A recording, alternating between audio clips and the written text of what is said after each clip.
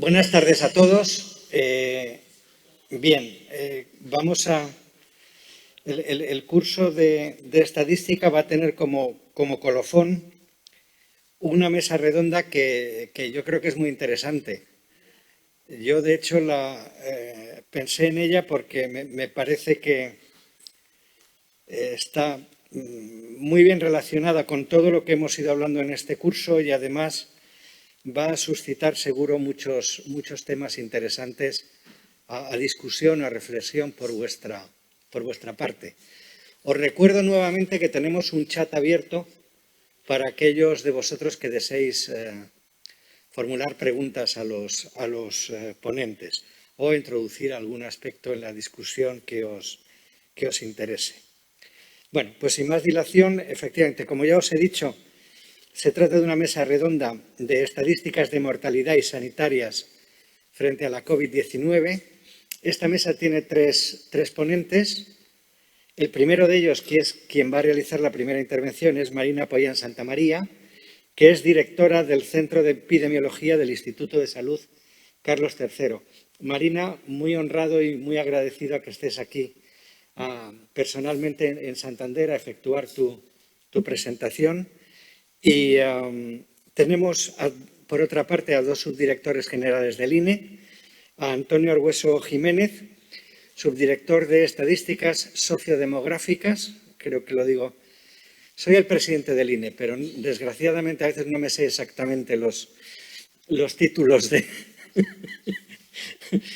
mis subdirectores, les pido perdón a veces por ello, y a Margarita García Ferruelo, que es subdirectora general de Estadísticas Sociales Sectoriales, es así, del INE.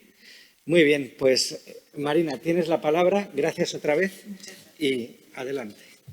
Pues muchas gracias por la invitación a participar en esta mesa redonda que va sobre todo de estadísticas de mortalidad y sanitarias. Yo soy la directora del Centro Nacional de Epidemiología, como acaba de decir el presentador.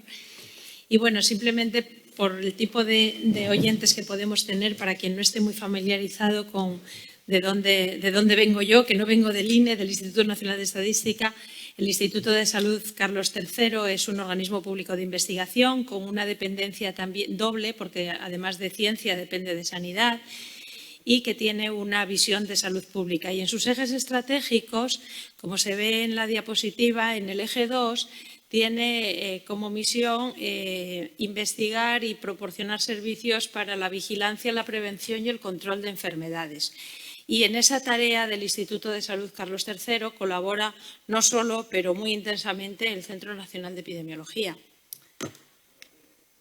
El Centro Nacional de Epidemiología, que es el que tengo el honor de dirigir, su misión es generar información e investigación para ayudar a la toma de decisiones en salud pública.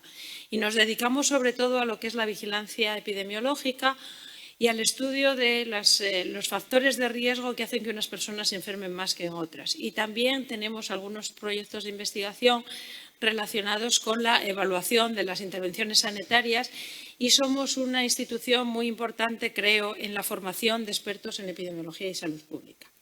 ¿Y qué es eso de la epidemiología? Que ahora está muy de moda, ¿no? Porque con la pandemia, ¿no? La epidemia, epi viene... significa sobre y demos pueblo, es algo que le afecta a la población. Y bueno, las personas a las que formamos como epidemiólogos mayoritariamente son médicos y yo les explico que igual que en el contexto médico el profesional sanitario se dirige al paciente para preguntarle qué le ocurre a usted, desde cuándo y a qué lo atribuye o cuáles pueden ser las causas. Nuestro paciente o nuestro objeto de estudio es la población y las preguntas son las mismas. ¿Qué le pasa a la población? ¿Desde cuándo le pasa? ¿Y cuáles son aquellos factores que hacen que una parte de la población o una población respecto a otra tenga más o menos enfermedad? Es una definición así rápida. El Centro Nacional de Epidemiología tiene dos grandes departamentos. Uno se dedica a las enfermedades transmisibles, es decir, a las enfermedades infecciosas, vulgarmente hablando, y otro departamento se dedica a las enfermedades crónicas, fundamentalmente al cáncer, las neurodegenerativas y cardiovasculares. Yo vengo precisamente de ese ámbito, que es el que conozco mejor, y durante años atrás, tal y como había ocurrido con las causas de muerte en nuestro país, pues las enfermedades crónicas iban tomando cada vez más importancia y también es cierto que el Departamento de Enfermedades Transmisibles probablemente fue perdiendo efectivos porque este tipo de enfermedades parecía, porque ahora estamos en medio de una pandemia, que estaban más controladas. Entonces, dentro de las enfermedades transmisibles que son obligatorias, se vigilan y se declaran los casos que se diagnostican por ley, es obligatorio declararlos. Nuestro centro es el gestor de esa red nacional de vigilancia epidemiológica. La autoridad sanitaria corresponde al Ministerio de Sanidad y a las comunidades autónomas, pero nosotros somos los encargados de gestionar el sistema informático, la recopilación de los datos y el análisis de todos esos casos que se declaran en una plataforma que se llama SIBIES. Y a la vez somos los encargados de procesar esa información y enviársela al Centro Europeo para el Control de Enfermedades mediante otra herramienta que se llama TESI. Pongo estos nombres sobre la mesa porque a veces aparecen en los medios de comunicación, es decir, simplemente que estos son aplicaciones informáticas o repositorios para trasladar la información. Y bueno, pues toda la información que hemos venido viendo de la pandemia, esta es una de las páginas que nosotros ofrecemos de cómo ha ido evolucionando la pandemia de COVID en nuestro país y también de cómo ha ido evolucionando ese número reproductivo básico que antes lo conocían solo las personas que se dedican a enfermedades infecciosas, pero ahora creo que un gran sector de la población conoce la existencia de este parámetro que evidencia cuántos casos se producen a partir de un determinado caso. Pues toda esta información que proporcionamos y que también proporciona el Ministerio de Sanidad viene precisamente de este sistema de declaración obligatoria de casos. Dentro de todo lo que son las estadísticas sanitarias, la mortalidad juega un papel importantísimo y esta diapositiva que la he sacado del Atlas de la Historia del Territorio de Andalucía, pues muestra eso, muestra cómo las tasas de natalidad están mostrando ahí en verde y la tasa bruta de mortalidad en rojo y muestra cómo pues la gran afectación de las epidemias, de las distintas epidemias que hemos ido sufriendo a lo largo de la historia, pues se traduce en las estadísticas de mortalidad. Y es un dato que siempre los historiadores han podido recoger. La mortalidad tiene la ventaja en nuestro país y en todos los países que es un indicador de efecto o de afectación que es fácilmente reconocible. La persona se muere y por lo tanto es un hecho mucho más fácil es un dato mucho más fácil de tener y más seguro que otro tipo de indicadores. Y además tenemos series históricas larguísimas y tiene una cobertura nacional, quiero decir, y es así en la mayoría, en todos los países desarrollados y en muchos de los países en vías de desarrollo. Así que las estadísticas de mortalidad, con todos los problemas que puedan tener a la hora de servir para determinadas circunstancias, pues son un elemento clave y desde luego lo están siendo, como todos saben, en la pandemia en la que estamos viviendo. Pero también en los medios de comunicación se han hecho eco de la dificultad que un dato tan sencillo como quién se muere a priori parecería muy simple. El estudio de cuántos son los muertos que produce la pandemia, pues ha suscitado muchas controversias y una cierta desconfianza a veces de las estadísticas sanitarias. Parecería, según algunos medios, que el Ministerio, las comunidades o alguien, he traído esa noticia del baile de cifras en Asturias, no por meterme con Asturias, sino porque es la primera que he encontrado de esta comunidad autónoma que es vecina de aquí y que, por cierto, en este momento pues parece que está en una buena situación respecto a la COVID, o sea que no está llamando la atención precisamente sobre la ocurrencia de Asturias. Esto ha sido un motivo generalizado. El hecho de que ha parecido que había baile de cifras y ya la OMS señala en uno de sus comunicados que el estudio y sobre todo la comparación entre países de mortalidad de COVID-19 puede ser muy engañoso. Y es muy difícil por algunos motivos los vamos a ver ahora, el compararnos entre unos países y otros. Bueno, nosotros creo que las personas que estamos aquí lo tenemos claro, a lo mejor no todos los oyentes, distinguimos claramente entre mortalidad y letalidad. La mortalidad tiene como denominador toda la población, es decir, es el impacto que una enfermedad, un conjunto de enfermedades o todas las causas de muerte producen sobre la sociedad o la población o el país que estemos estudiando. Mientras que la letalidad es el impacto en aquellas personas que están afectadas por esa condición, es decir, es cómo de grave es esa enfermedad. A veces en los medios de comunicación se está mezclando una cosa con otra.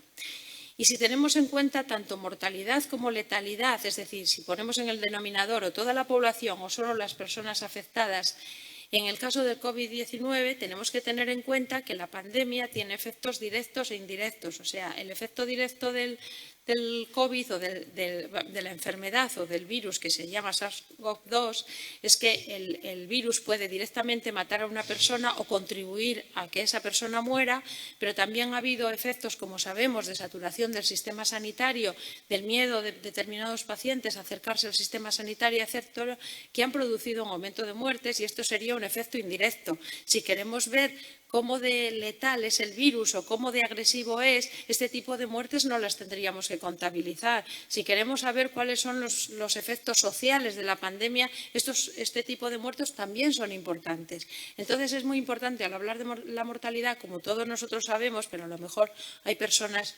que están escuchando las charlas que no lo tienen tan claro, que digamos para qué hablamos de los muertos y en qué contexto.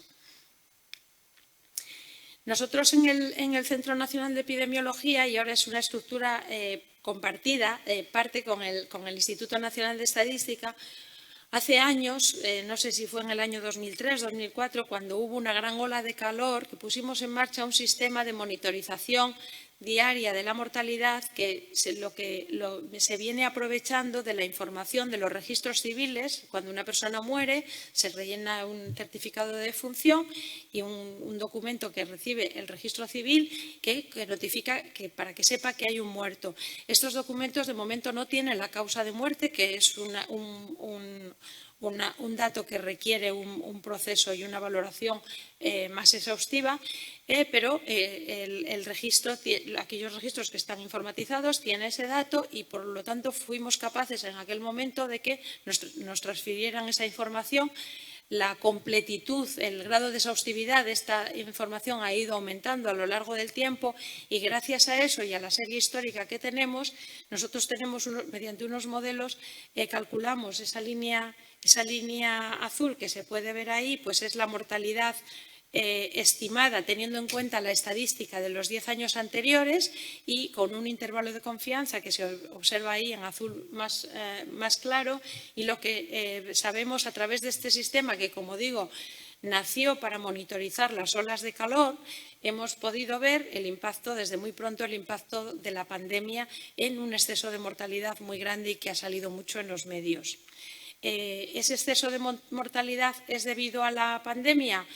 Los datos no lo dicen por sí mismos, pero no conocemos otra situación o otro factor concomitante con la pandemia de una magnitud tan grande que pudiera explicar este tipo de muertos. Por lo tanto, mi apreciación personal es que ese exceso de mortalidad es debido a la pandemia.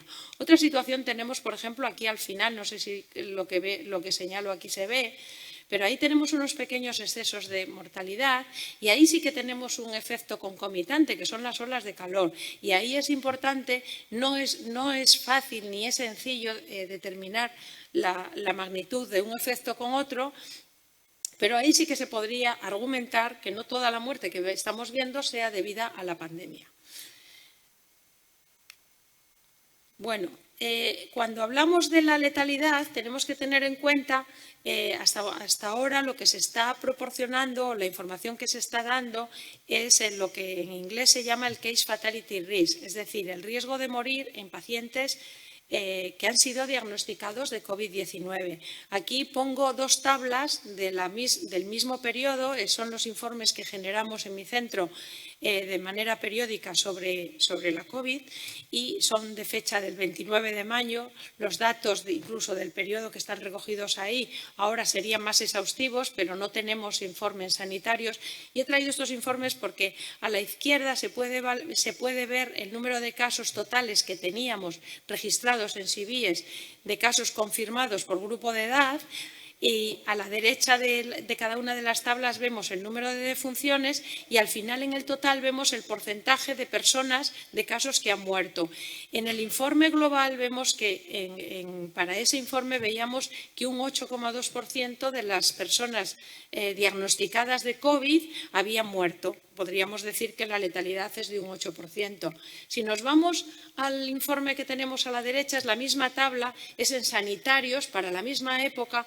Obviamente no tenemos sanitarios de los grupos de edad más jóvenes porque para ser sanitario tienes que trabajar, quiero decir, están en las edades laborales donde se producen casos y vemos que incluso teniendo en cuenta que en los niños la afectación es menor y que se mueren menos, en niños, adolescentes y adultos jóvenes, vemos que la mortalidad global en sanitarios es mucho más baja, es 0,1.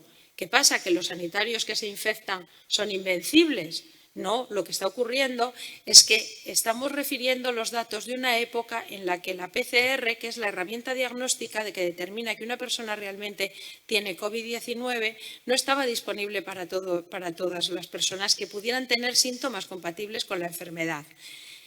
Se estaba aplicando únicamente a los casos graves, a los casos que requerían hospitalización mayoritariamente, y como el personal sanitario es un personal clave en el tratamiento y el manejo de estos datos, estas personas, estos profesionales sí tenían acceso a ser diagnosticados. Por lo tanto, vemos que el hecho de poder tener o no el ser testado o no produce un sesgo muy importante en cuanto a las estimaciones de letalidad que estamos obteniendo del virus. He traído esta gráfica que es de un informe italiano porque me parece que pinta muy gráficamente la diferencia entre,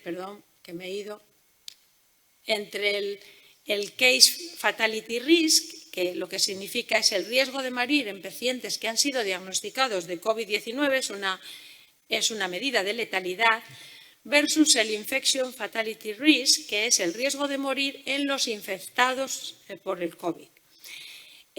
La primera parte, el case fatality risk, está sesgado en la primera onda epidémica que tenemos por los motivos que acabo de decir, porque ha habido una valoración muy incompleta de casos. No hemos podido diagnosticar a todos los casos y, por lo tanto, en el denominador no tenemos una estimación realista de cuántas personas realmente sufrían COVID-19.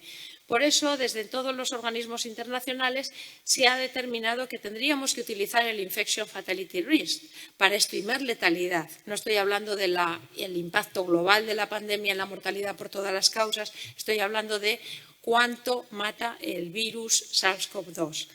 Entonces, para estimar el Infection Fatality Risk, lo que necesitamos es saber el número de personas que se han infectado con el virus SARS-CoV-2, lo cual tampoco sería posible saber si tuviésemos todos los casos COVID-19 detectados por PCR, porque hay un porcentaje de infecciones que son asintomáticas. ¿Cómo determinar ese denominador? Pues la forma mejor y más clásica son los estudios de seroprevalencia. Una persona, desde que se infecta, desarrolla una serie de síntomas o no, lo tengo que tener mantenido. Y llega un momento en que, hay un tiempo en el que esa persona tiene el virus en su garganta y por lo tanto es detectable con la PCR, que lo que mide es el ARN del virus en la toma de muestra, en la muestra que se toma, ¿no? Como fruto de ese contacto del virus con nuestro organismo desarrolla anticuerpos y esos anticuerpos son circulantes y por lo tanto son determinables en una muestra de sangre. Y esta es la base en la que se sustentan todos los estudios de seroprevalencia. ¿Y cuándo es posible, desde que se infecta una persona hasta que son detectables esos anticuerpos en las personas infectadas, pues es algo que varía de unas infecciones a otras.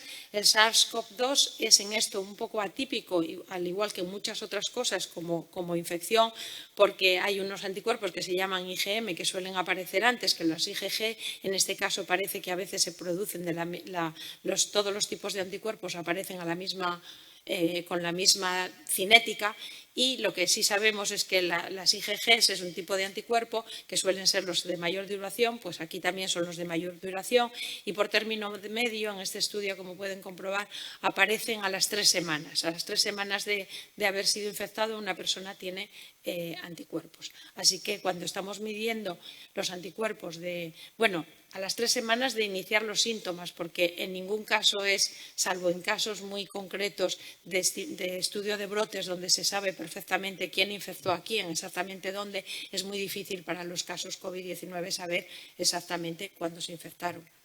Con esta idea en la cabeza, el Ministerio de Sanidad y el Instituto de Salud Carlos III, de manera conjunta, lanzamos el Estudio Nacional de Seroprevalencia en ECOVID. En ECOVID las siglas vienen de Estudio Nacional Epidemiológico de COVID-19. Esta es la página web donde está toda la información producida por el momento. Es un estudio en el que la colaboración del INE ha sido fundamental, porque nuestra unidad de estudio han sido los hogares, la forma en la que hemos podido reclutar, identificar a las personas a las que queríamos dirigirnos para ofrecerles la participación en el estudio ha sido los teléfonos primero la selección ha sido aleatoria, los hogares a partir de secciones censales con un diseño muy detallado que se puede consultar en esta página web y que no voy a entretenerme contándolo, y les contactábamos por teléfono, y a partir de ese contacto telefónico y de la aceptación por parte del hogar o de personas de ese hogar a participar, pues estas personas eran entrevistadas y se les realizaba los test para determinación de anticuerpos, que es lo que nos puede permitir saber si esa persona ha tenido un contacto anterior con el virus. Como digo, en todos los medios internacionales se recomendaba la realización de estos serosurveys, que se llaman en inglés estudios de seroprevalencia, para conocer realmente la difusión que ha tenido el virus en una situación en la que no es solo España, todos los países han tenido problemas para tener suficientes PCRs en tiempo real para poder testar a todos los casos. Y, por lo tanto, la información que nos da el sistema de vigilancia epidemiológico que he mostrado antes, pues es una información que no es completa, que es parcial y que es debida a estas causas. Bueno, es importante para saber qué representa los datos que hemos recogido en el estudio de seroprevalencia cuándo se ha hecho, porque, como he comentado, los anticuerpos tardan al menos 3. Según los datos que tenemos nosotros de inicio de síntomas en los participantes, hemos visto que la seroprevalencia aumenta a la 4ª y la 5ª semana. Luego hay personas que responden de manera tardía. Los datos biológicos son así, todas las personas no somos iguales. Entonces, más o menos las personas reclutadas, hemos reclutado las mismas personas, han sido entrevistadas y testadas 3 veces, y más o menos nos venimos a referir a gente que se infectó 4 semanas antes, prácticamente cuando estábamos en el apogeo de lo que fue la primera onda epidémica.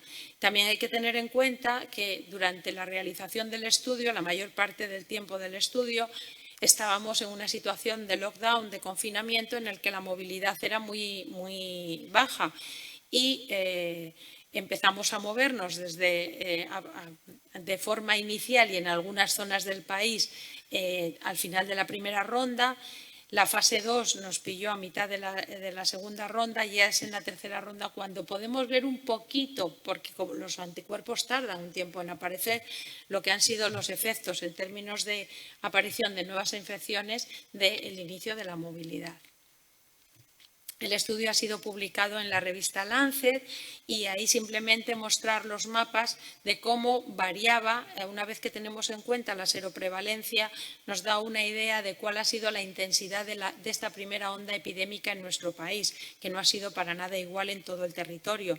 Las zonas de una mayor concentración de infectados están en el centro del país, se localizan en el entorno de Madrid. Nuestra interpretación es que Madrid, que es un foco de movilidad y de llegada y de salida de viajes nacionales e internacionales, fue una de las zonas muy afectadas, junto al inicio con el País Vasco y con Cataluña, y que desde Madrid, como seguramente saben, tiene muchísima relación con las zonas de alrededor. Muchas de las personas que vivimos en Madrid venimos de las comunidades adyacentes y desde ahí se extendió la epidemia. Bueno, estos datos de seroprevalencia nos han servido para hacer ahora mismo una estimación de lo que ha sido la letalidad de este virus en esta primera onda epidémica en España. Es una publicación que tenemos ahora mismo en revisión en Nature Medicine y que nos han permitido poner el preprint en uno de los repositorios, ¿no?, tradicionales donde se colocan los preprints. Y vale, ya tenemos el denominador. El denominador son todas las personas que han sido infectadas. ¿Y de dónde sacamos el numerador? Pues las fuentes las acabamos de comentar al principio con todos los problemas que tienen. La primera fuente es la fuente de los muertos COVID-19 confirmados, es decir, aquellos que están recogidos en el sistema de vigilancia y que son las estadísticas oficiales que tiene el Ministerio de Sanidad y que, han sido cuestionadas por esta gran diferencia de números entre lo que son los casos confirmados y lo que ha sido el exceso de mortalidad. Digamos que eso podría constituir como el mínimo de casos de personas muertas por la infección. ¿Y cuál podría ser el máximo? Pues el máximo podría dárnoslo Momo o cualquier sistema que esté estudiando el exceso de mortalidad por todas las causas. Bien, es verdad que en esas muertes tenemos que ser muy conscientes que estamos metiendo a personas que no han sido infectadas. Son personas que se han muerto por la pandemia, pero de una manera indirecta. Pero es una especie de decir, bueno, vamos a ponernos en lo peor y en todo caso vamos a ver cómo oscila la variabilidad de la estimación de un caso al otro. Un tema importante que hay que tener en cuenta, porque hay otros investigadores que han utilizado los datos de NECOVID para calcular las tasas de letalidad, porque esto es fácil, es ir a las publicaciones y coger los datos, es una cuenta bastante sencilla de hacer. Pero es muy importante tener en cuenta que NECOVID dejó fuera, y es una de las limitaciones del estudio, a la población institucionalizada, porque nos dirigimos a hogares. Y como todo el mundo sabe, la epidemia de COVID ha sido especialmente dramática en las residencias de ancianos de nuestro país y han producido muchas muertes y, por tanto, esas muertes no estaban o esas infecciones no estaban en nuestro denominador y, por lo tanto, no deben estar en nuestro numerador. Ha sido una tarea bastante ingente el conocer cuántos casos han muerto y cuál es el denominador de las residencias de ancianos, y este es un tema que no tenemos resuelto. Necesitamos unas estadísticas, ahora que están mis compañeros de línea aquí, necesitamos mejores estadísticas de personal institucionalizadas. Necesitamos no solo cuántas plazas hay, necesitamos saber cuántos ocupan, porque son las personas las que se pueden infectar. Bueno, nuestro estimador general es que la tasa de infection fatality risk, que es como se llama en inglés, ha sido de 0,83 si tenemos en cuenta las estadísticas oficiales, que realmente deberían recoger, si no todas, la mayoría de los muertos por COVID-19, porque los casos graves sí que eran diagnosticados y tratados. Y si nos basamos en el exceso de mortalidad, este infection fatality risk subiría a 1,07. Cuando desagregamos en hombres y en mujeres, vemos que los hombres, que es una cosa ya sabida, los hombres tienen mayor case fatality ratio, mayor mortalidad por esta enfermedad, y las mujeres tienen menos, y ahí están los datos. Y traigo aquí como punto de comparación una metaanálisis que hace un grupo que lo está periódicamente lo están, como se dice, actualizando, y en ese metaanálisis están nuestros datos, que es muy gracioso porque pone por aquí Spain, es aquí Este dato es incorrecto, está mal hecho. Además, está basado en datos parciales, o sea, recogieron esta información cuando ni siquiera estaba terminado el estudio. Me imagino que lo recogieron del Ministerio de Sanidad porque es lo que cita el estudio. Pero una cosa importante, cuando nos comparamos con otros países, como veis, es en la media de la tasa de letalidad que da este metaanálisis. En aquellos estudios que ellos consideran que no tienen sesgos de diseño y que, por lo tanto, son más fiables y son estudios de seroprevalencia como el nuestro, es 0,76, que está muy cercano a la estimación que tenemos nosotros. Y, de todas maneras, cuando se comparan unos estudios con otros, hay que tener en cuenta la distribución de la población. España es un país con una esperanza de vida muy grande, muy alta. En el estudio de seroprevalencia tenemos participantes de 103 años. Esto es inusual. Entonces, llama la atención que todas las estadísticas que se dan para enfermedades transmisibles, yo que vengo del mundo de las enfermedades no transmisibles, donde siempre las tasas se estandarizan por edad, porque la edad tiene un efecto muy importante, pues aquí también lo tiene y, por tanto, para compararnos es mucho mejor compararnos por grupos de edad. Y esta es la gráfica que muestra la letalidad en hombres y en mujeres, tanto por casos confirmados como por exceso de edad, de muertes por todas las causas en nuestro país. Y como se ve, pues obviamente la mortalidad es muy baja en menores de 60 años y aumenta exponencialmente a partir de ahí. Y esto es todo lo que quería compartir con mis compañeros. Termino con este chiste porque creo que es muy bueno, que resume de una manera gráfica el problema que tenemos con la mortalidad. Porque el año que viene estaremos discutiendo si la COVID mató o contribuyó. Y este es un tema también muy interesante del que en este momento pues no podemos decir nada. Muchas gracias. Muchas gracias, Marina. Vamos a dejar, sí, no sé si hay alguna cuestión. No, bien, las dejaremos para el final de haber alguna. Así que doy la palabra ahora a Antonio Argueso. Gracias.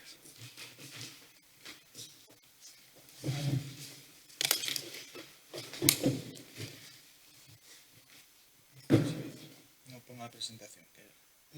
¿Perdón? La mía es... estoy aquí... Vale. Te doy el modo. Vale, ya con esto. Sí. Vale. Bueno, pues me ha resultado interesantísima la presentación de Marina. Vamos a seguir hablando de defunciones y de COVID. Bueno, mi presentación va sobre la estadística de defunciones del INE ante la COVID. Básicamente de lo que voy a hablar es de la estadística de defunciones que hace el INE, que es, digamos, la fuente oficial sobre defunciones en general, ¿no? En general, vamos, el INE recoge información sobre defunciones desde que existe el INE, es una de las estadísticas más antiguas que hay. Forma parte de unas estadísticas que se conocen como las del movimiento natural de la población, junto con las estadísticas de nacimientos y con la estadística de matrimonios. Es importante para determinar cuántas personas han muerto en España, es importante entender cómo se registra una defunción a día de hoy. Esto ocurre en el 100% de los casos en España, en el 100% de los casos. Últimamente estoy viendo hay unos seminarios web de Naciones Unidas este mes y la verdad es que sorprende ver cosas que nosotros damos como evidentes, como en otros sitios del mundo no son así. Es decir, en muchos países del mundo, muchísimos países del mundo en los que no se registran todos los nacimientos ni todas las defunciones, porque el registro civil no es exhaustivo, no llega a toda la población. En España, afortunadamente, desde hace muchos años, esto es algo completamente exhaustivo, es decir, se registran todos los nacimientos y se registran todas las defunciones. Ya digo, en el 100% de los casos, cuando una persona fallece, hay un médico que expide un certificado de defunción. Bueno, hay, digamos, dos circuitos. Hay un circuito de la muerte con intervención judicial, que afecta a un pequeño porcentaje, pero si eliminamos la intervención judicial, cuando una persona fallece en su casa, en una residencia, en un hospital, en el 100% de los casos, el médico expide un certificado de defunción en un papel que es un papel único, un formulario similar en todo el territorio nacional, hecho por el Colegio de Médicos y el INE. Es un documento conjunto del INE y el Colegio de Médicos y el Consejo General de Colegios Oficiales de Médicos. Cuando ocurre la defunción, el médico firma ese papel se le entrega a los familiares que están con el difunto o normalmente a la funeraria, que es quien en estos momentos, digamos, quien se encarga de ese tipo de gestiones, ¿no? Más que los familiares. La funeraria tiene que completar unos datos estadísticos, poca información, pero digamos unos pocos datos más necesarios, y esos datos se envían al registro civil. Eso, como digo, ocurre en el 100% de los casos. Incluso en los momentos más duros de la pandemia, a finales de marzo, primeros de abril, esto siguió ocurriendo siempre. Es decir, en todos los casos y en el momento, en tiempo real, digamos, los médicos expidieron certificados de defunción y esos certificados de defunción llegaron al registro civil. ¿Por qué es tan importante esto? Porque, claro, el registro civil lo primero que tiene que hacer es expedir una licencia de enterramiento. Y eso también ocurrió en el 100% de los casos, sin retrasos significativos. Por tanto, incluso en los peores momentos de marzo y de abril, los registros civiles hicieron esa parte de función que era una función absolutamente necesaria. En segundo lugar, a día de hoy, dado que digamos, esto sería largo de explicar, pero los registros civiles en España, la función de registro civil está descentralizada. Se siguen instrucciones por parte del Ministerio de Industria, del Ministerio de Justicia, pero la función del registro civil está descentralizada, entonces no todos los registros civiles almacenan la información en la base de datos Inforeg, que es una del Ministerio de Justicia, pero prácticamente el 94% de las defunciones se registran en Inforeg. Inforeg es una aplicación que lleva ya, pues, debe de unos 15 años, así, ¿no? Que ha ido creciendo poco a poco y que ahora mismo ya es casi exhaustiva en recoger nacimientos, matrimonios y defunciones. Ya digo, a día de hoy anda en el 94%.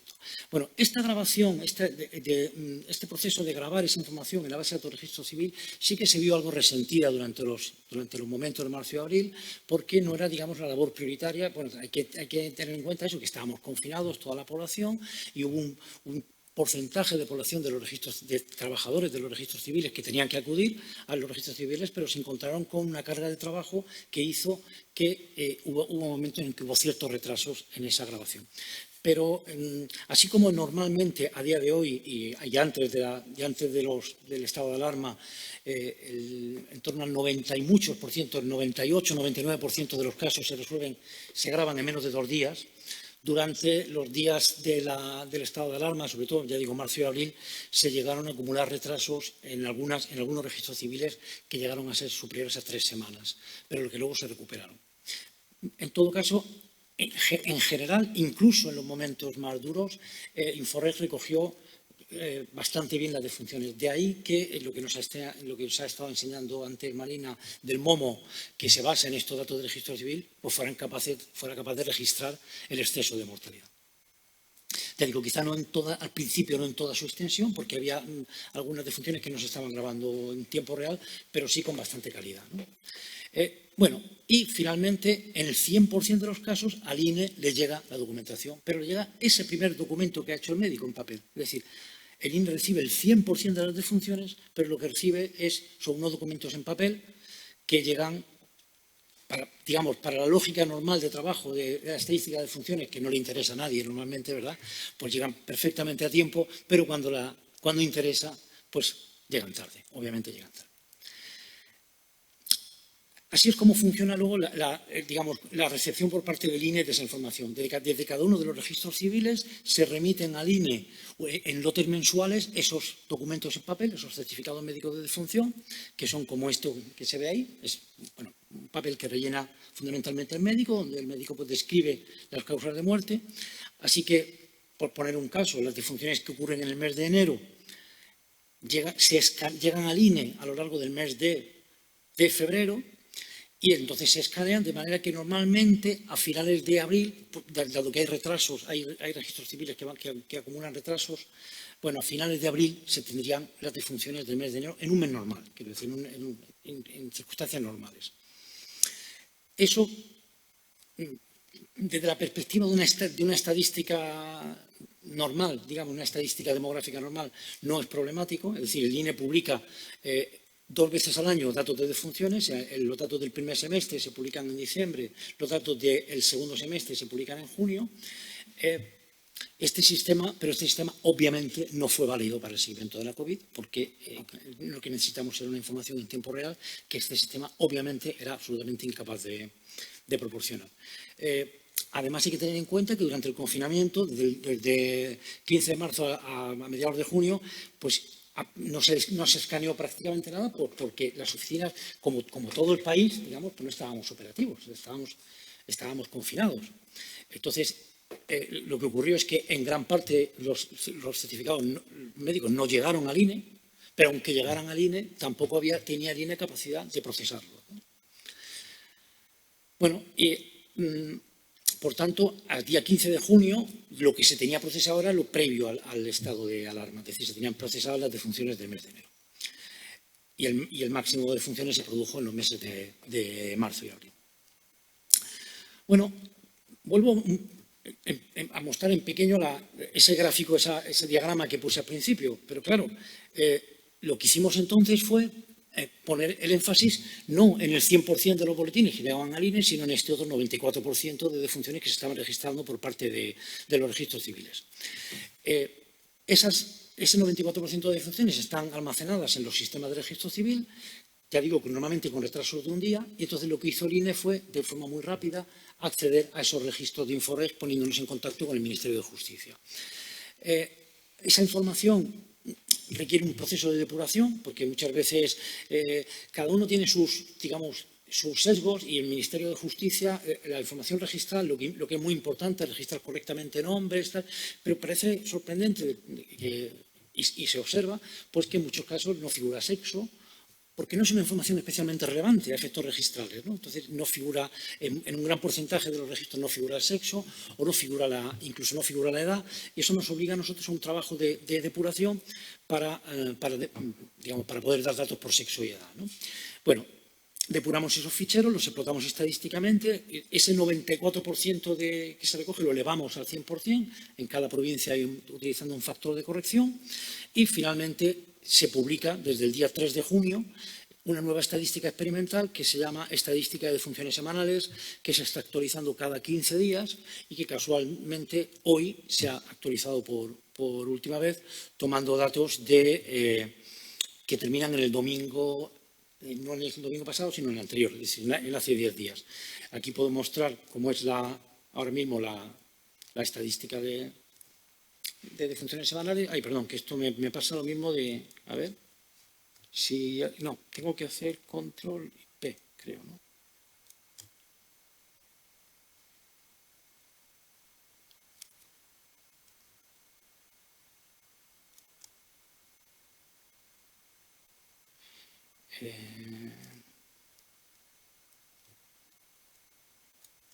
No, duplicar, no. ¿Tú te acuerdas de cómo era esto? Extender, a ver.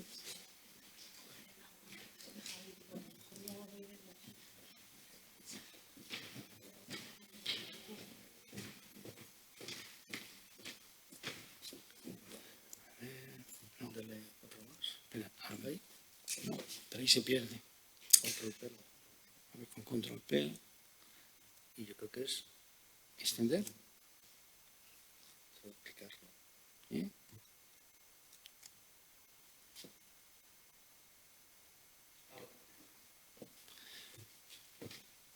Y ahora, lo que pasa es que ahora dejo de ver yo.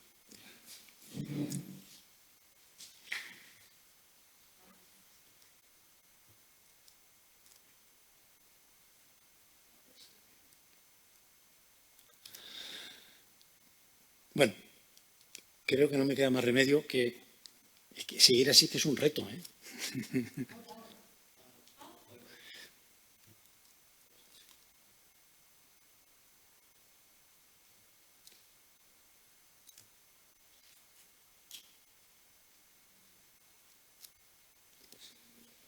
Es que aquí no tengo nada. He perdido completamente. Ahí es solo proyector.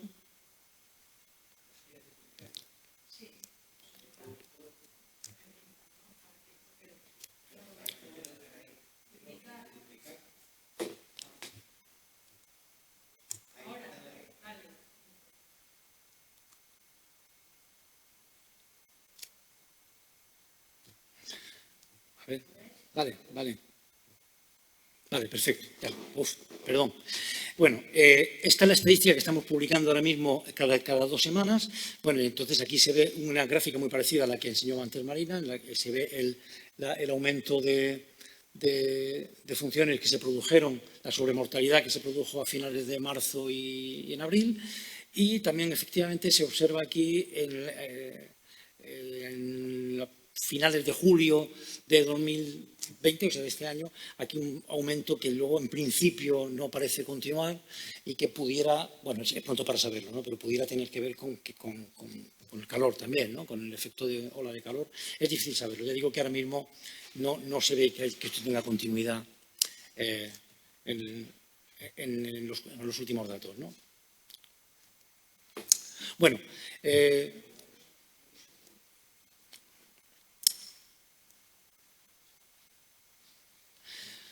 y por último quería mencionar una cosa en la que estamos ahora mismo envueltos en el INE, que para nosotros es un proyecto fundamental y que lo consideramos con una cierta, si quieren, timidez, ¿no? Dado que todavía son muchas las incógnitas que hay, pero en el que nosotros estamos verdaderamente comprometidos, ¿no? Y estamos trabajando intensamente en los últimos meses, que es el del certificado médico de defunción digital. Se venía trabajando en él desde el año 2016, pero se venía trabajando, digamos, sin la presión, obviamente, que ha surgido ahora. Se ha adelantado y se ha reorientado, digamos, para implantarlo en toda España desde enero de 2021. Estamos trabajando con la idea de realizar una prueba piloto en una parte del territorio no pequeña, del orden del 5% del territorio, es decir, en 2 provincias, para probarlo en todas las circunstancias. Hay que tener en cuenta que las personas fallecen en hospitales públicos y privados, fallecen en residencias, fallecen en sus hogares, fallecen en muchas circunstancias distintas y que de lo que estamos hablando no es de un sistema que sirva para los hospitales públicos, sino que es un sistema que tiene que cubrir el 100% de las defunciones y por eso es necesario pilotarlo en todas las circunstancias posibles y hay que tener en cuenta que fallecen personas en entornos rurales donde hay mala cobertura de Internet y que fallecen extranjeros de los cuales no hay documentación o hay documentación, es decir, que hay las circunstancias con las que nos tenemos que enfrentar, que ya lo conocemos porque en papel lo llevamos viviendo muchos años, pues son muchas, ¿no? La idea sería que el médico pide un certificado de defunción digital de la misma manera que ahora mismo pide un certificado en papel, y eso sería en el 100% de los casos, y es instantáneo como es a día de hoy, porque es a día de hoy así, y que esa información iría al registro civil, como viene ocurriendo a día de hoy, y se almacenaría en la base de datos del registro civil, que ahora se llama Inforreg, pero que pronto pasará a llamarse Dicirreg. No me extiendo sobre eso, pero también tiene unas modificaciones importantes, y que también se enviarían al INE de manera instantánea, de manera que el INE podría, con carácter instantáneo, conocer cuántas personas fallecen, no de qué fallecen, porque para saber de qué fallecen requiere un proceso mucho más complejo y más largo del que os va a hablar a continuación Marga García Ferruelo, a quien prácticamente enseguida cedo la palabra. Podríamos tener, por tanto, ya digo, estadísticas en tiempo real sobre las defunciones en su conjunto. Y eso es todo lo que tenía preparado. Gracias, Antonio. Gracias, Antonio. Ahora sí. Prácticamente has hecho una muy buena introducción para la intervención de Margarita, que es nuestra tercera ponente. Y bueno, pues creo que nos vas a hablar precisamente de esto, ¿no? De la estadística de causas de muerte. Así que adelante, Marga. Gracias. Muchas gracias. A ver si... Lo que no sé es dónde tengo la presentación.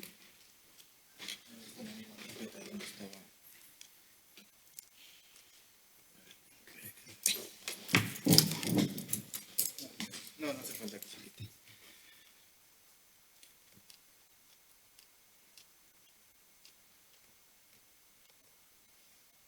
¿Esa era alguna de estas?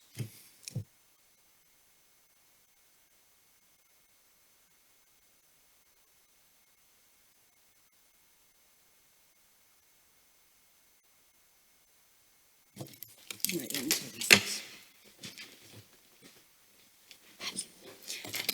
Bueno, pues yo efectivamente voy a hablar de la estadística de causas de muerte. Tanto Marina como Antonio, han hablado del número de defunciones que se han producido debido a la COVID.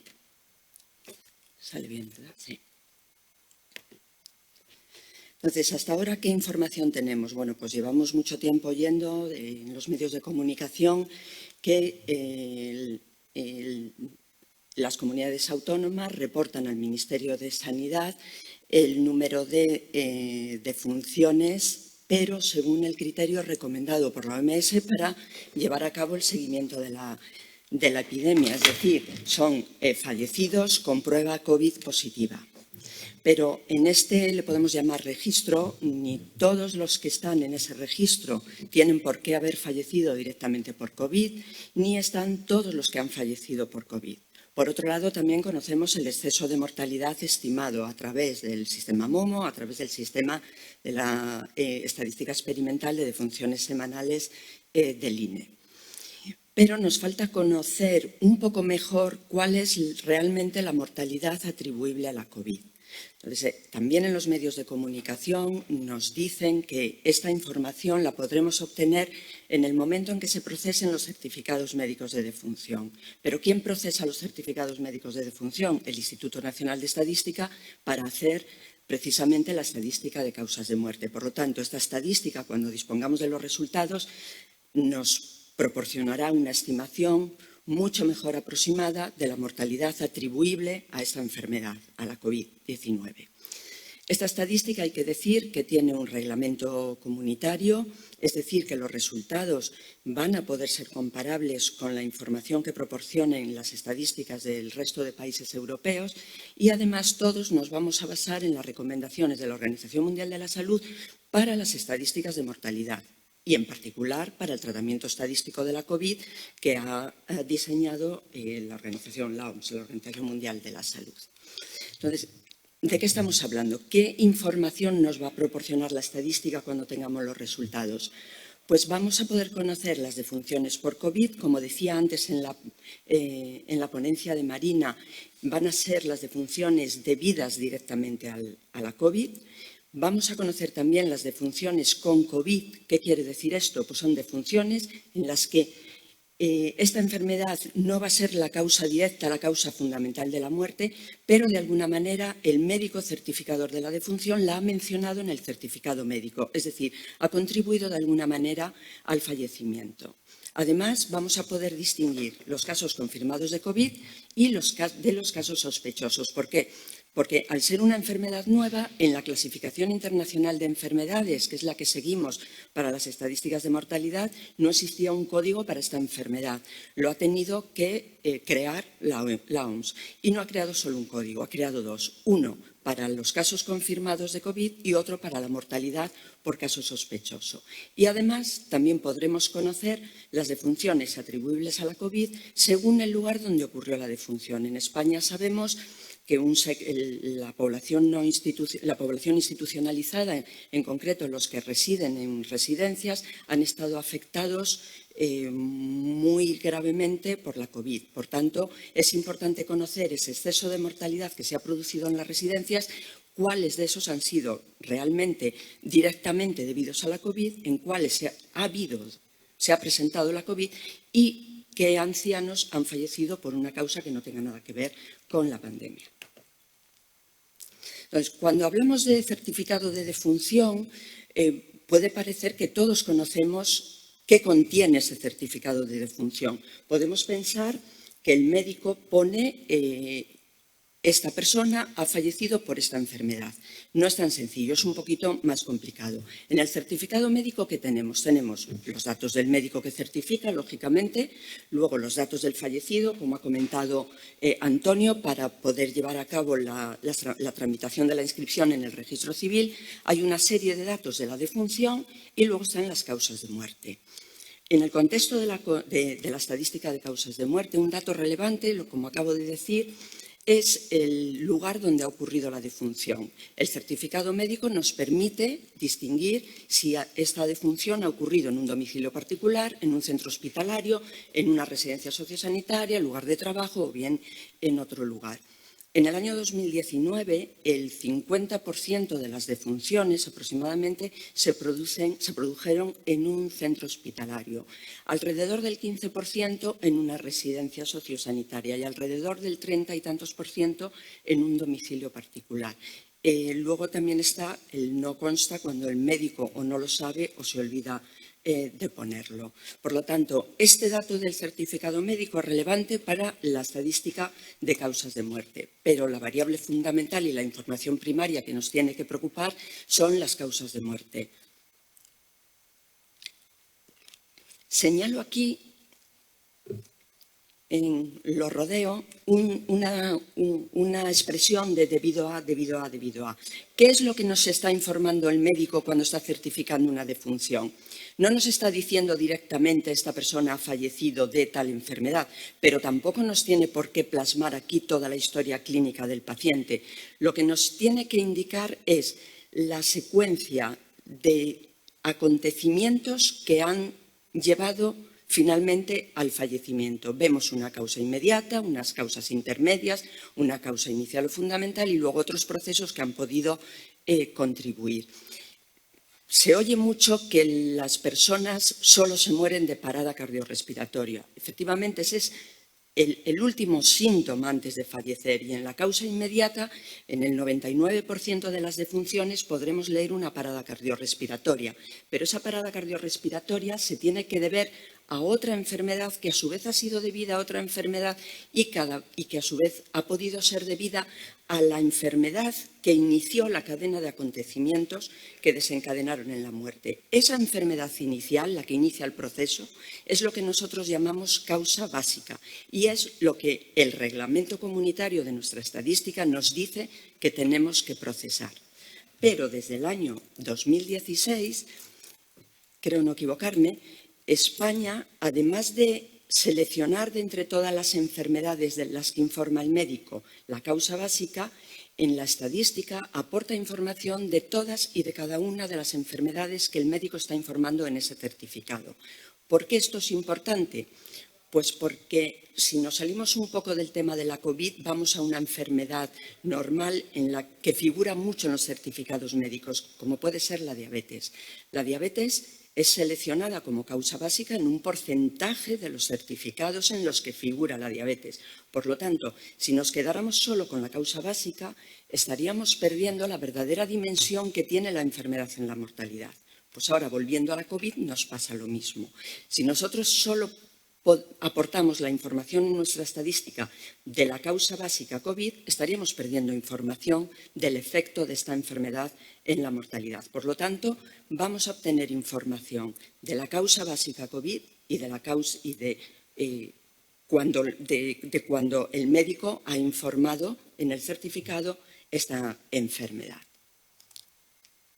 Por lo tanto, vuelvo a repetir, cuando tengamos los resultados tendremos información sobre defunciones por COVID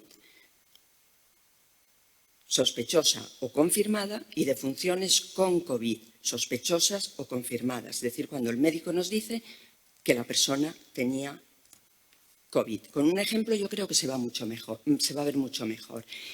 Esto lo hemos sacado de un certificado real en el periodo de la pandemia. Aquí tenemos una persona que ha fallecido por una parada cardiorrespiratoria que ha sido consecuencia de una insuficiencia respiratoria global crónica reagudizada que se la provocó a su vez una insuficiencia cardíaca descompensada que a su vez fue debida a una infección por COVID-19 positivo.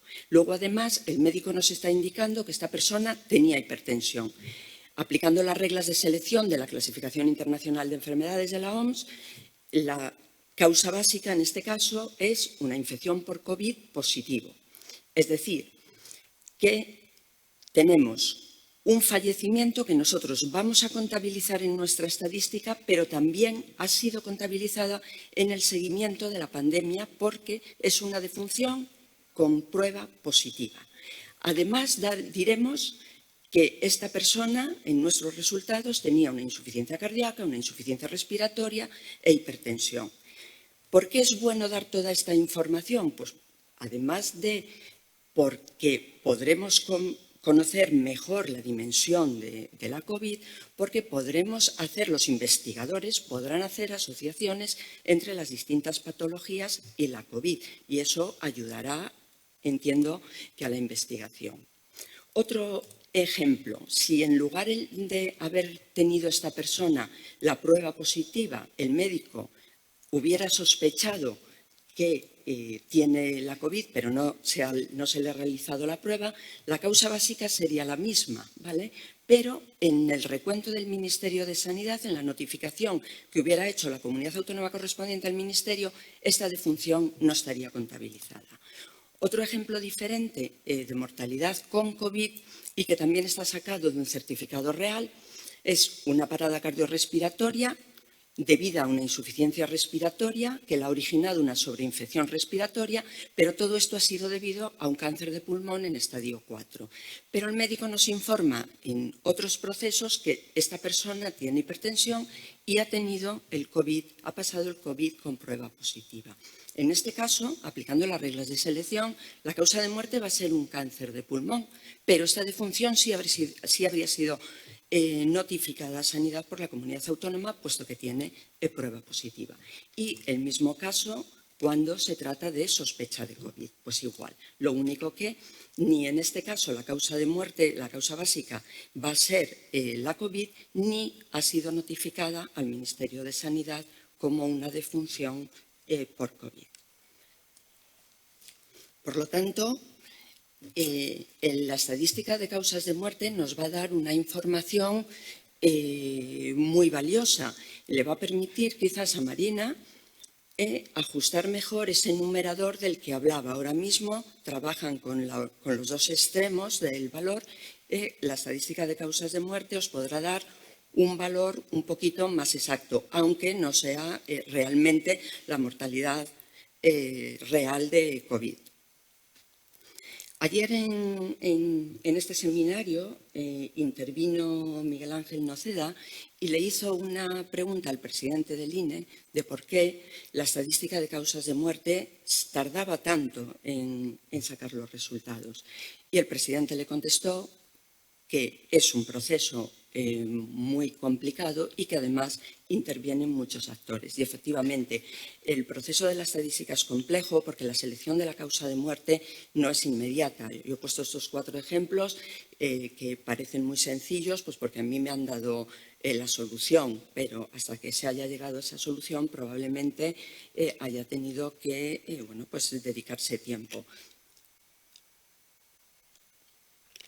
Es verdad que el INE dispone, el INE y prácticamente todos los países de la Unión Europea disponemos del sistema automático IRIS, que ya es un sistema inteligente que selecciona automáticamente la causa de muerte y eso, aunque no lo parezca, ha ayudado en los últimos años a recortar los plazos. Cuando hablamos de que en esta estadística intervienen varios actores, fijaros, el primer actor es el médico, ya lo ha comentado Antonio, que es el que tiene que rellenar el certificado médico de defunción, pero luego ese papel va a registro civil para poder realizar los trámites de la inscripción y del enterramiento. Luego va a las delegaciones provinciales del INE, allí se escanea y después va a las comunidades autónomas. El INE tiene convenio con todas las oficinas de estadística de las comunidades autónomas y con la mayor parte de las consejerías de sanidad. Y es en las consejerías de sanidad donde se hace la labor de la selección de la causa básica. Luego vuelve al INE, pero todo esto lleva unos plazos que son mucho más dilatados de lo que sería deseable. Por lo tanto, tenemos que trabajar en 2 direcciones. La primera, intentar adelantar lo máximo posible los resultados de la fase crítica de la pandemia y en eso estamos trabajando. Tenemos previsto, si todo va bien, que a finales de este año podamos dar la información de causas de muerte de la fase crítica de la pandemia, es decir, las defunciones hasta las defunciones de mayo. Tendremos, ya lo he dicho, la mortalidad por COVID confirmada y por COVID sospechosa, con causa básica de muerte, la que no es causa básica de muerte, pero ha sido mencionada de alguna manera en el certificado médico. También daremos información de la mortalidad por otras causas, porque la mortalidad por el resto de causas se han podido ver afectadas por lo que anteriormente decía Marina, por las consecuencias de las medidas sociales que se han tenido que implementar en el estado de alarma. Por ejemplo, los accidentes de tráfico habrán bajado, pero ¿qué ha pasado con las enfermedades cardiovasculares si las personas no han podido acudir al médico o les daba miedo acudir? Y luego también permitirá a los investigadores analizar las comorbilidades asociadas a la COVID-19 que han podido contribuir a los fallecimientos. Por lo tanto, esta estadística, desde luego, el INE pone la mano en el fuego de la calidad de la estadística. Es una estadística que ofrece información muy precisa, de mucha calidad, pero los resultados no son rápidos. Por lo tanto, de cara al futuro, y ahora mismo la ocasión, tristemente, pero nos la ha puesto en bandeja, necesitamos darle el empujón al certificado médico de defunción digital. Con este certificado, las defunciones viajarían al INE en tiempo real, es decir, sabríamos el número de defunciones y el exceso de mortalidad. No podemos ser tan optimistas como para decir que las causas de muerte las tendríamos en tiempo real, pero se acortarían muchísimo los plazos y se podría disponer de la información muchísimo antes. También tengo que decir que esta estadística no tiene unos plazos dilatados solo en España. Al contrario, España es de los más adelantados. El Reglamento Europeo de esta estadística otorga un plazo de 24 meses para tener los resultados. España los tiene en 12 meses, pero el objetivo es tenerlo en mucho menos de 12 meses, siempre que podamos conseguir que el proyecto del certificado médico de defunción digital vea la luz prontísimo. Y ya por último, para terminar, que no sé si me estoy pasando de tiempo, las consecuencias de la COVID no solo se pueden ver a través de la mortalidad. Ayer también se hablaba aquí de la incidencia en el empleo, la incidencia en la recogida también de otras encuestas. Y por poner dos ejemplos, me gustaría hablar de la encuesta europea de salud, que justamente se ha recogido desde el julio de 2019 hasta julio de 2020. Esta encuesta recoge información sobre la percepción del estado de salud, sobre recursos sanitarios y sobre determinantes de salud como actividad física, consumo de alcohol, el índice de masa corporal, temas que se han podido ver afectados por esas condiciones diferentes a las que nos han llevado el confinamiento.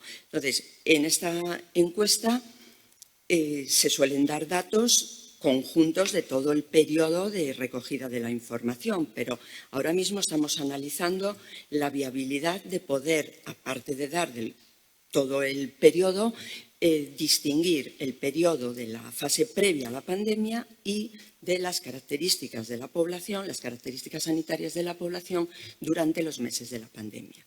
Con la encuesta Tycho-Gares pasa lo mismo, porque ha coincidido la recogida de la información en los meses de la pandemia. Se inició en marzo y acaba de terminar ahora en agosto. Cuando comparemos los resultados de los indicadores de recursos tecnológicos o de acceso y uso a Internet con los indicadores que se obtuvieron en 2019, podremos ver qué diferencias nos ha llevado en este tema la pandemia, unas a favor y otras en contra. Y con esto, pues, he terminado. Muchas gracias.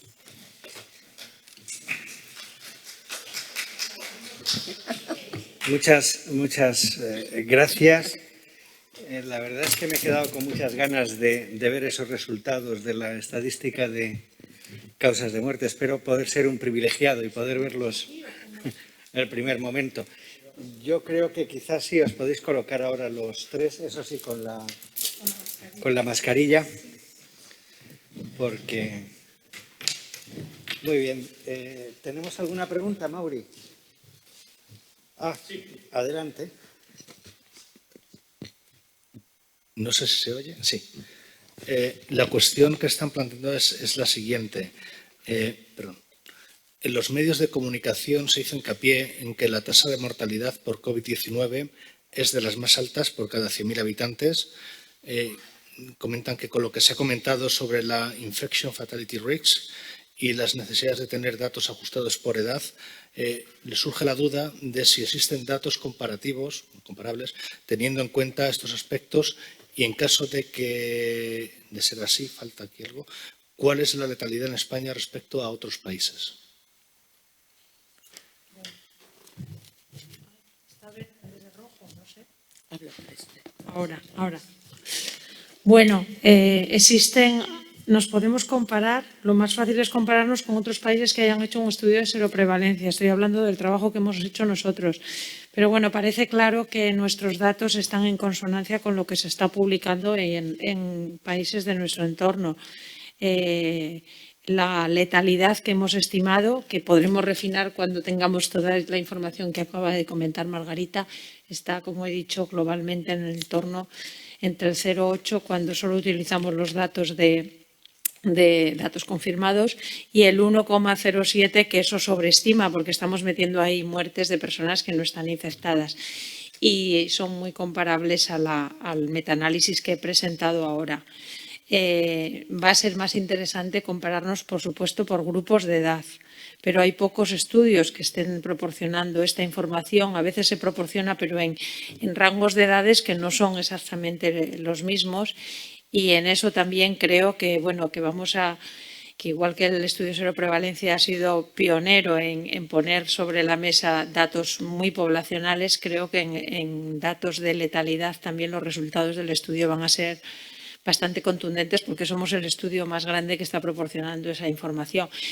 Y eso significa que la mortalidad es baja respecto a lo que estábamos viendo con el case fatality rate, porque bueno, por los datos que yo estaba poniendo ahí se veía que 8 de cada 100 con los datos de vigilancia se morían, que es una mortalidad muy alta, 8%, ¿no? Y sin embargo nosotros tenemos una estimación ahora que no llega al 1% y que es bastante compatible con lo que publican otros.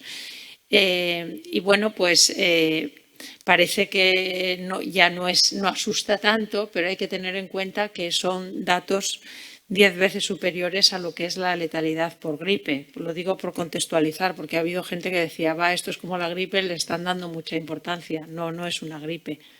Es bastante más serio que una gripe.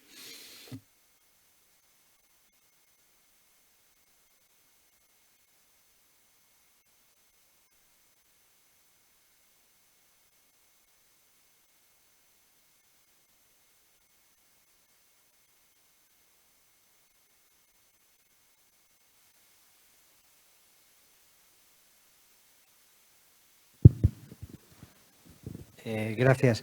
Yo creo que hay, de lo que habéis comentado, hay un problema estadístico. No sé si Ricardo lo ha mencionado en algún momento, que es el tema, en este caso, de los datos censurados, ¿no? Supongo que previo a que el primer médico en España firmó en un certificado que había un posible COVID, probablemente ha habido casos también que no hemos sido capaces de reconocer en ese momento, ¿no? Obviamente, desde el punto de vista de los datos no hay mucho más que decir, porque, como bien has dicho tú, Margarita, pues los datos de causa de muerte van a salir de una declaración y por lo tanto es lo que hay que decir. Pero tenía curiosidad por saber si tenéis alguna idea de cómo, bueno, primero de cuándo comenzó realmente este proceso, esta epidemia en España, en términos no de contagios, sino de muertes, y si esa cola, digamos, de la distribución, si tenemos alguna idea de ella, en términos de magnitud o en términos de su comportamiento. Bueno, me miráis a mí, yo voy a contestar, pero bueno, no, es una pregunta, entiendo, complicada. En todo es muy caso. complicado porque Sí, hay datos publicados, por ejemplo, en Cataluña de presencia de COVID, o sea, seguramente los primeros casos se produjeron antes de que nos diéramos cuenta. Parece que ya había algún caso en enero, seguramente, y con todo serán casos importados, es decir, personas que se infectaron fuera y vinieron y son como el principio de la pandemia, pensando en que las personas que viajan más suelen ser en general de mediana edad, no se espera que tengan una tasa no se espere que estén entre los grupos de más riesgo. Así que, pero esto es una idea y una impresión, no creo que esto sea un dato definitivo, pero no creo que en las estadísticas de mortalidad perdamos una parte importante, teniendo en cuenta cómo ha ido la pandemia, ¿no? Y cuándo se ha empezado. Es verdad que habrá algunas muertes al principio, a lo mejor que no se han sospechado, pero Pero bueno, es todo lo que puedo decir. Está muy bien que la OMS haya incluido un caso sospechoso porque no a todo el mundo se le hizo la PCR e incluso a personas que se les hace la PCR, si tardas en hacérsela ya no es positivo. Quiero decir, a una persona que tiene una neumonía, que está hospitalizada, a veces la PCR es negativa y de hecho se considera confirmación, se llegó a considerar confirmación una determinada imagen en el TAC o en la radiografía, porque a esas personas has llegado tarde. Y yo conozco casos que han tenido COVID, pero que su PCR cuando se le hicieron ya era negativa. No sé si quieres añadir Ahora algo. mismo la OMS está analizando para las estadísticas de mortalidad cómo tratar cuando el médico en el certificado médico informa COVID prueba negativa. Porque lo que tú dices, eso no quiere decir que no haya tenido COVID. Y hemos hecho una consulta porque espero que no hayan salido muchos certificados, pero algunos sí, porque es una consulta que hemos derivado a la OMS y nos han dicho que están estudiándolo para darnos la solución. Y luego, sobre los casos que perdemos, ahí nosotros sí que no podemos decir nada, porque, como decía Jesús Carrillo, antes de jubilarse, nosotros somos los portavoces de lo que escriben los médicos en los certificados. Si el médico no lo ha plasmado, nosotros no podemos tener más información. Por eso seguramente la información del otro sistema es complementario. O sea, yo creo que saber realmente, o sea, poder acabar teniendo el listado exhaustivo de todos los que se murieron de o con COVID no va a ser posible. Entonces, moverse en esos dos escenarios de, bueno, los confirmados o los del exceso, nos da al menos un rango de dónde mirar los datos, ¿no? Poniéndonos en una situación o en la otra. Vamos, es una opinión.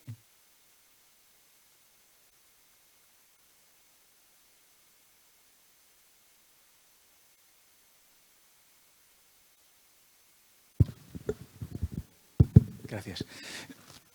Un par de preguntas quizás para cualquiera de los tres. Puede que Marina sea más directamente relacionada. En una de ellas seguro, porque es una que tiene que ver con el estudio de seroprevalencia. Esta primera no es sobre causas de muerte, pero sí que me gustaría saber tu opinión. Una de las cosas que aparece en el informe final del estudio de seroprevalencia es la prevalencia de aquellos que convivieron con casos positivos de COVID. Y a mí me sorprendió ver esas prevalencias estimadas, si no recuerdo mal, de un 27 a un 31%, que me pareció bajo para ser precisamente rondas que se han hecho, por lo menos 2 de ellas, en periodos de muy fuerte confinamiento, por tanto, de muy fuerte convivencia, digamos, en el hogar. Y la segunda, también en relación con lo que tú decías, pero ya es más general, Margarita lo comentaba hace un rato, que así como ha habido muertes que se han producido, y tú misma también lo decías, Marina, como consecuencia indirecta de la COVID, hay algunas que no se han producido, gracias, perdonad por esta expresión, a la COVID, accidentes de tráfico y demás. Entonces, este defecto de muertes, por decirlo al revés, claro, no es un exceso, un defecto quizás, ¿lo habéis tenido también en cuenta en el rango de variación en el que tú hablabas del mínimo y máximo, Marina? ¿O cómo creéis que se puede abordar, aparte de por simplemente estimación del propio defecto? Porque aquí lo que ocurre es que no tenemos un fallecimiento, al contrario, dejamos de tener fallecimientos, ¿no? Es un poco las dos cosas que quería. Bueno, respecto a la primera pregunta, un 30% es uno de, bueno, más o menos redondeando, ¿no? 1 de cada 3 personas que ha convivido o que ha afirmado, porque todo esto es autorreportado, ¿no? Con una persona que tenía COVID, ha desarrollado anticuerpos. Alguno a lo mejor lo puede desarrollar después, pero mira, mi experiencia, claro, va basada con gente que conozco. Yo conozco gente que estaba conviviendo con un caso y que no desarrolló anticuerpos porque fueron capaces de aislarse. Creo que esto depende, no lo hemos estudiado todavía, pero creo que depende críticamente de las condiciones del hogar. O sea, hay sitios donde realmente tú tienes 2 baños, la persona puede estar confinada, a veces en una habitación, a veces en un ala entera de la casa. Entonces, pues no me había parado a pensarlo como bajo. Yo lo veía alto porque de repente la seroprevalencia, claro, aumenta un 30%. Pero seguramente tiene que ver con eso, con la capacidad que han tenido las personas, no lo sé, tenemos que estudiarlo.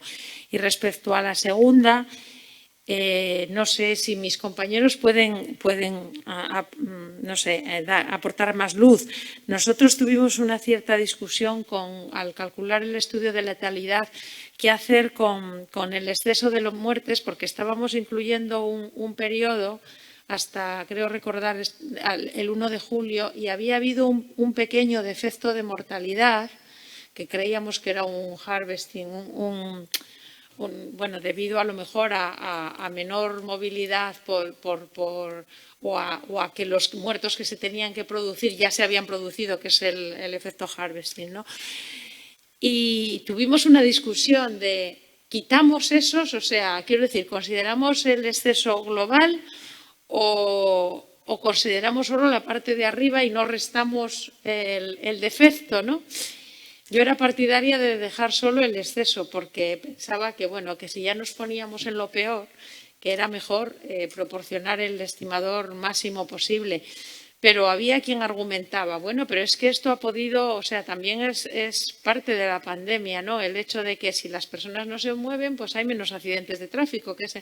Entonces, nuestro matemático era partidario de que tenían que ser solo o sea, todo, el saldo neto, digamos, y creo al final que es con lo que funcionamos, que tampoco era muy diferente una cifra de otra porque la parte negativa era muy pequeña y además en grupos de edad más jóvenes, pero bueno, es una pregunta interesante.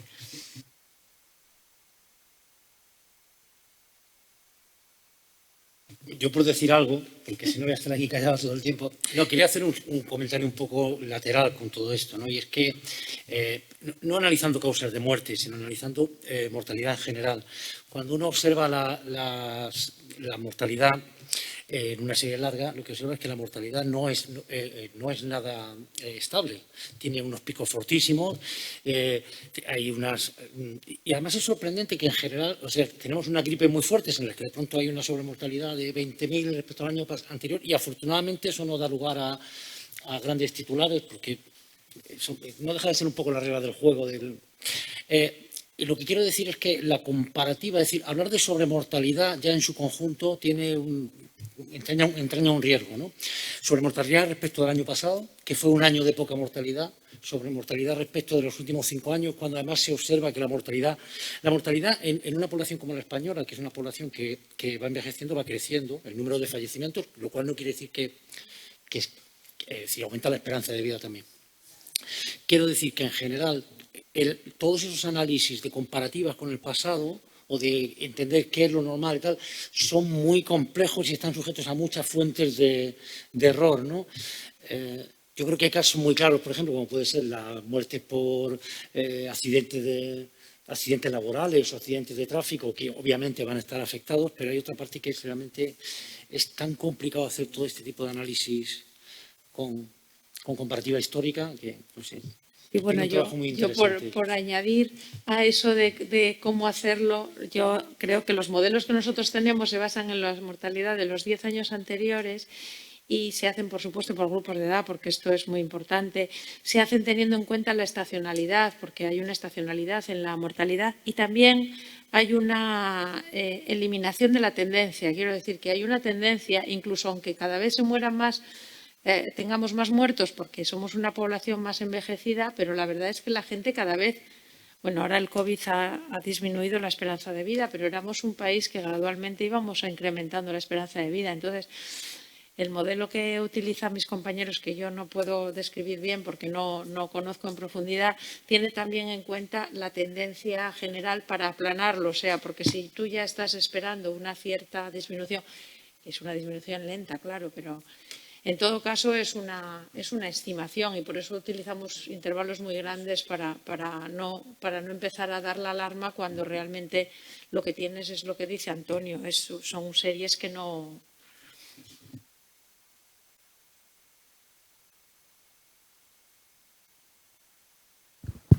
Gracias. Una curiosidad, no sé si ya hay datos que se puedan pues, utilizar o por lo menos dar alguna pista. ¿Ha afectado a la natalidad? Porque la diferencia, a mi modo de ver, entre una pandemia y una guerra, por decir algo en términos de este balance, es fundamentalmente que no debería de afectar tanto a la natalidad, ¿no? Por ejemplo, yo creo recordar que en la gripe llamada española pues no hubo una afectación tan grande a la natalidad. No sé si tenéis información al respecto. Muy estacional también, por cierto. Pues ahora mismo no tenemos ninguna información. Tenemos pronto información, pero es verdad que ahora mismo no tenemos información que dar sobre qué ha pasado en esos meses. La verdad es que tenemos también mucha curiosidad por ver, porque hay muchas opiniones en las dos direcciones. Sí, sí. Yo creo que hay dos factores que van en sentido contrario. Uno es el confinamiento, que facilitaría el embarazo. Y otro que creo que es predominante, pero no lo sé, es una impresión, es el miedo. El miedo a que el niño se contagie, el miedo a dar a luz. O sea, ha habido un momento en el que las embarazadas que tenían que dar a luz eran en algunos sitios heroínas. La situación estaba muy, muy difícil. Entonces, no sé si eso ha retenido. Va a ser muy interesante el movimiento natural de la población, efectivamente. Sí, a mí en algún momento en un programa de televisión me preguntaron también cómo afectaría a los divorcios, al confinamiento, ¿no? No sé si no está directamente en el movimiento natural de población, están los matrimonios, ¿no? Pero desde luego sí, va a ser una estadística que habrá que mirar con calma, ¿no? Después de tantos años. Yo, antes de terminar, sí tenía una curiosidad.